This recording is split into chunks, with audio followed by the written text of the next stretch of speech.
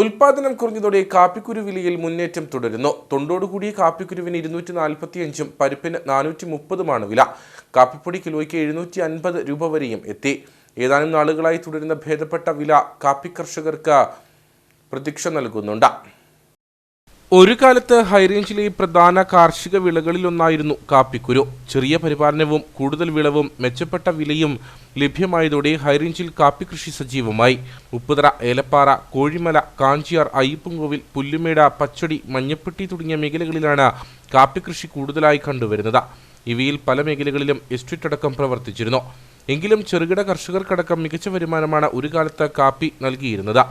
ഏതാനും വർഷം മുൻപുണ്ടായ വിലത്തകർച്ച കർഷകരെ കാപ്പി കൃഷിയിൽ നിന്നും മാറി ചിന്തിപ്പിച്ചു.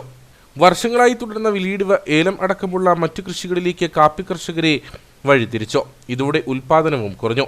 അതോടൊപ്പം കയറ്റുമതി വർദ്ധിച്ചതോടെ കാപ്പിക്ക് ഇപ്പോൾ മെച്ചപ്പെട്ട വില ലഭിച്ചു തുടങ്ങി. ഏതാനും മാസങ്ങളായി മെച്ചപ്പെട്ട വിലയിൽ തന്നെയാണ് കാപ്പിയുടെ വിപണനം നടക്കുന്നത്.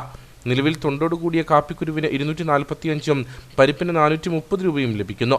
അതിനോടൊപ്പം കാപ്പിപ്പൊടിയുടെ വില 750ലും എത്തി. കാപ്പി വരവ് വളരെ കുറവാണ്, ഉൽപാദനം വളരെയില്ല. ഒന്നാമത് കാപ്പിച്ചെടികൾ ഏലത്തിന് വിലയുള്ളതുകൊണ്ട് കാപ്പിച്ചെടികൾ എല്ലാവരും നശിപ്പിച്ച് കളഞ്ഞിട്ട് ഏലം കൃഷിയിലോട്ട് മാറി. ഏലകൃഷി ആകുമ്പോൾ പെട്ടെന്ന് വിളവെടുക്കാം, പെട്ടെന്ന് അതിനൊരു റിസൾട്ട് ഉണ്ടാകുന്നുണ്ട്. അതേസമയം കാപ്പി ആകുമ്പോൾ 2-3 വർഷം നോക്കിയിരിക്കണം. അതിൻ്റെ ഉൽപാദന ചെലവുകൾ കൂടുതലാണ്. പക്ഷേ 2 വർഷമായിട്ട് നല്ല വിലയുണ്ട്. തൊണ്ടുകുരുവിന് 300 രൂപ വിലയും പരിപ്പിന് 500 രൂപ വിലയുണ്ടായിരുന്നു. ഇപ്പോൾ 2 മാസമായിട്ട് അല്പം കുറവുണ്ട്. എങ്കിൽ പോലും കാപ്പി ഉള്ള ആളുകൾക്ക് വില ലാഭകരമാണ്. പക്ഷേ കാപ്പി കൃഷിയിലേക്ക് ആളുകൾ പിന്തിരിയില്ല.